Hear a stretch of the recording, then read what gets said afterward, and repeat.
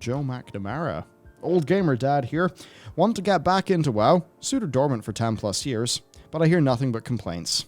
Would it take me so long to level up that by the time I get to good WoW, that by the time I get good, WoW will be in a better place? Joe, I think that depends on what way you want to play the game. Because if it's been over 10 years for you, then we're talking about Wrath of the Lich King, right? So the first thing, leveling is a lot faster than you remember. And let's just say it is Wrath of the Lich King in your main. Maybe if you're picking that up is... God, I'll be level 30 now post-squish? Maybe 25. Probably 25? Yeah. I have no idea. Put it this way. It's... You can speed level 1 through 50 in 6 hours. I don't recommend you do that.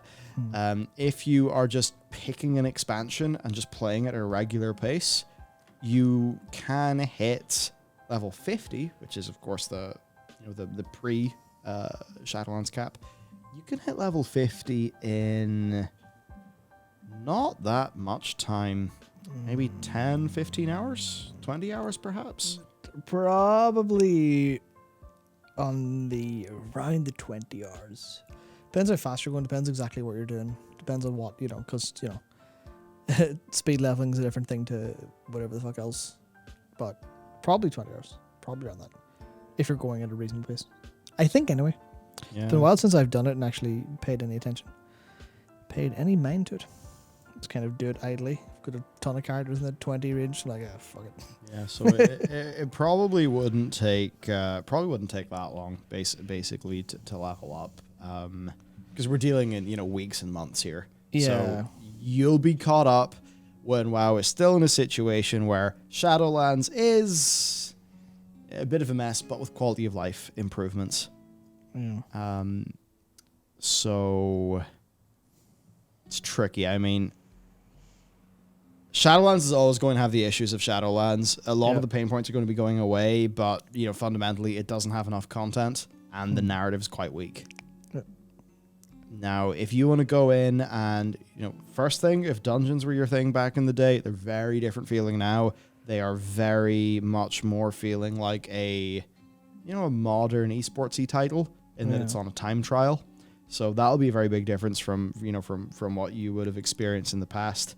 Now, the raid content is also a bit different. There's normal mode now, which, if you played in Wrath of the Lich King, difficulty-wise is a bit closer to, a 10-man Wrath raid like ICC 10, where, friends and family guild can, very, very much viably make progress. So, if you're there for the raiding, and it's a situation where patch 9.1.5 has came out and some of the restrictions have gone away, then you're certainly... That would be the optimal time to do Sanctum of Domination. So basically 9.1.5 would be the time to target. That's probably going to be, maybe 1-2 months. Maybe 2 months, 2.5 months from now.